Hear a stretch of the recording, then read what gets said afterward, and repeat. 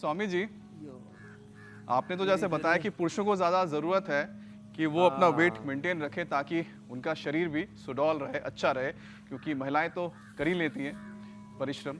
लेकिन स्वामी जी, महिलाओं के साथ एक और दिक्कत भी है, कैल्शियम की डिफिशियंसी यानी कमी होती है उनमें, और इसलिए भारत में जो आर्थराइटिस की शिकार महिलाएं हैं वो ज़्यादा हैं। तो ऐसे में स्वामी जी, उनके लिए क्या खास आप टिप्स देंगे जो उनके आर्थराइटिस से दूर रखेगा, उनको बचाएगा? एक तो कपाल भाती करे। जी। एक हरियाणा की माँ आई मेरे पास, जी। बोले बाबा गोड्डे दुख हैं। मैंने कहा माँ कपाल भाती करियो। अरे बोला मेरे गोड्डे दुख है, पेट को नहीं दुख है। मैंने कहा माँ कपाल भाती करेगी तो गोड्डे ठीक होंगे। बोले ये कुकर ठीक होंगे। मैंने कहा इक्कर ठीक होंगे जब ये करेगी तो यहाँ से कैल्शियम मिलेगा, प्रोटीन मिलेगा। कैल्शियम से हड्डी मजबूत हो जाएगी और प्रोटीन से अंदर का कार्टिलेज, अंदर की दो हड्डियों के बीच की गद्दी बन जाएगी। बोलो हाँ यो बात तो तंत्र की बताई बाबा, तो नहीं। मैंने कहा कर ले। तो माताएं बहनें कई बार सोचती है मेरे गोड्डे दुख रहे और बाबा जी कपाल भाती बता रहा है। तो कपाल भाती करने से calcium, protein, minerals, vitamin D, B12 सब ये मिलेंगे, इससे गोड्डे ठीक हो जाएंगे। तो माताओं बहनों में एक तो खट्टी चीज़ें बंद करनी पड़ेंगी माताओं बहनों को। चाय कॉफ़ी ज़्यादा पीती हैं, ये बंद करना पड़ेगा। चिंता बहुत करती है, सारे परिवार की चिंता खुद ही लेके घूमती रहती है, पति की, सास ससुर की, माँ बाप की, देवरानी जेठानी की, कुछ तो सारे मतलब पूरे कुनबे की चिंता अपने ऊपर। तो ऐसे थोड़ा निर्भर रहना सीखे, चिंतन करो। और देखो एक होते हैं संवेदनशील और एक होते हैं भावुक। भावुक आदमी रोने लगेगा, किसी का खून बह जाए तो कुछ तो बेहोश हो जाते हैं, कहीं खून खराबा देख ले, एक्सीडेंट देख ले, कुछ लेडीज तो खून देखते ही बेहोश हो जाती है। तो संवेदनशील बनो, भावुक नहीं। भावुक आदमी रोता है। चिंता मत करो, चिंतन करो और समाधान खोजो, कभी भी घबराओ मत ऐसे। और कपाल भाती पूरा करो, अनुलोम विलोम पूरा करो, एलोवेरा पी लिया करो, इजीली डाइजेस्ट हो जाता है। हल्दी, मेथी, सोंठ, सुरंजान, लहसुन, शिलाजीत, स्वामी जी, ये सब दवाइयाँ कई बार डाइजेस्ट नहीं होती, लेकिन जी मेरी बहन, अब आपने कपाल भाती अनुलोम विलोम की शुरुआत करा ही दीजिए है, तो एक पूरा सेशन प्राणायाम का करवा दीजिए ताकि जो लोग गठिया या जोड़ों के दर्द की परेशानी से जूझ रहे हैं उनको उससे निजात मिले और ये कंफ्यूजन दूर हो कि कैसे प्राणायाम से आप हड्डियों के एकदम दर्द आपने ठीक ठीक कर कहा सकते ज्योत्सना जी। मैं 1 से 2000 बार भस्त्रिका करा था। मैंने जो टेढ़े मेढ़े लेटे थे चारपाई पर, जो कुर्सी पर बैठे रहते थे, हिलडुल नहीं पाते थे, उनको क्या करवाया और इंडिया टीवी पर दिखाया मैंने, रियल वर्ल्ड एविडेंस। भस्त्रिका ये 1 से 2000 बार तक करवा देता हूँ। 1 से 2000 बार कपाल भाती, 5 से 10,000 बार देखो कपाल भाती, 1 से 2000 भस्त्रिका, 5 से 10,000 बार कपाल भाती, फिर 1 से 2000 बार अनुलोम विलोम।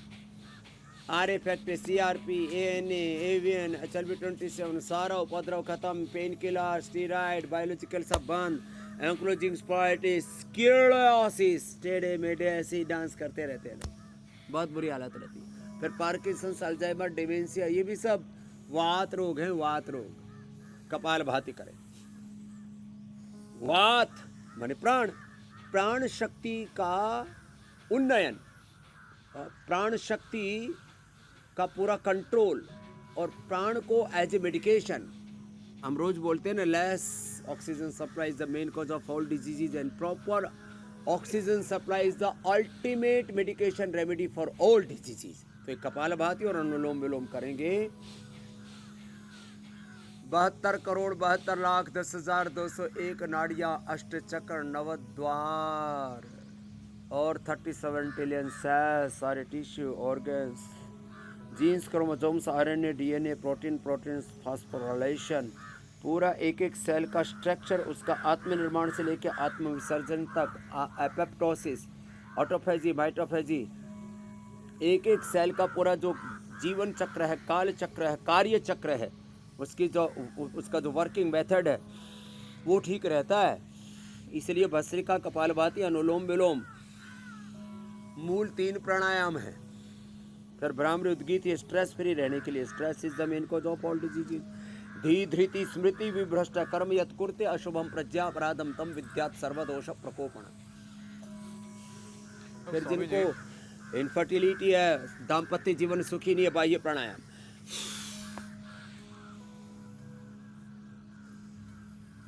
जिनको स्नोरिंग, स्लीप एपनिया, थायराइड, गले की समस्या, ऊंचाई, और जिनको बहुत गर्मी लगती है, अब गर्मियां भी शुरू हो गई हैं, तो शीतली शीतकारी।